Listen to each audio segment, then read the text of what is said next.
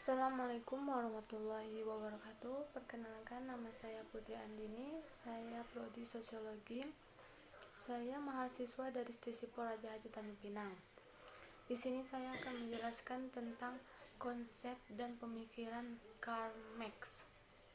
Karl Marx lahir di Trier, sebuah kota di Jerman dekat perbatasan dengan Prancis di tahun 1818. Lahir setelah Perang Napoleon dan setahun setelah David Ricardo meluncurkan buku The Principles of Political Economy. Dia merupakan pendiri ideologi komunis yang sekaligus merupakan seorang teoretikus besar kapitalisme. Kritik Karl Marx ini tertuang pada hukum Karl Marx tentang kapitalisme yang berisi tentang: yang pertama, surplus pengangguran.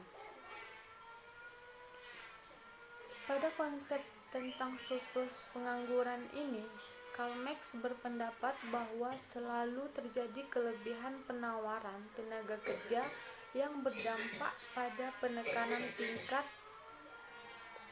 upah sehingga menjadi surplus value dan keuntungan tetap bernilai positif.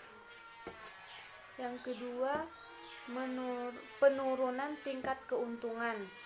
Dalam model Karl Marx dirumuskan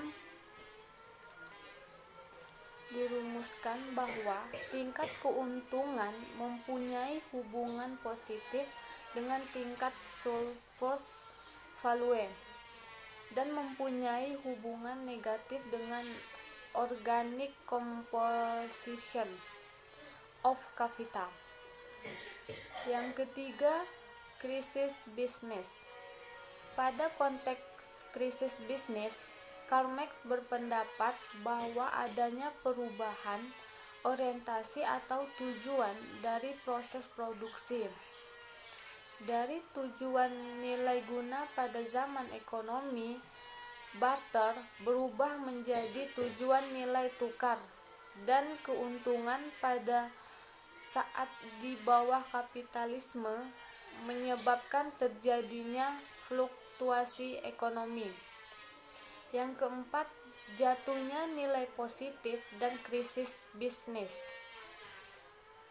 Dalam model Karl Marxian, sebuah ekonomi klasik dengan jelas bergantung pada kapitalis itu sendiri yang berupaya untuk mengubah jumlah atau nilai positif dan mengubah ekspektasi profit dalam kaitannya dengan krisis bisnis. Selanjutnya yang kelima, konsentrasi modal. Meskipun modal Karl Marx memberi asumsi mengenai adanya pasar persaingan sempurna dengan jumlah yang besar untuk perusahaan-perusahaan kecil dalam tiap-tiap industri, namun karena ketatnya persaingan maka adanya pengaruh pada jatuhnya industri-industri kecil sehingga akan mengurangi persaingan. Untuk mengurangi persaingan, adanya persaingan salah satunya dengan pemusatan modal. Pemusatan modal ini terjadi melalui sebuah redistribusi pada modal. Yang keenam, bertambahnya kesengsaraan kaum proletar. Kontradikasi kapitalisme menurut Marx menyebabkan bertambahnya tingkat kesengsaraan pada kaum proletar, hingga pada akhirnya Marx berasumsi secara konsisten bahwa hal yang harus dilakukan untuk menghilangkan kesengsaraan yakni dengan lebih memperhatikan pada kualitas hidup mereka. Sekian dari saya. Assalamualaikum warahmatullahi wabarakatuh.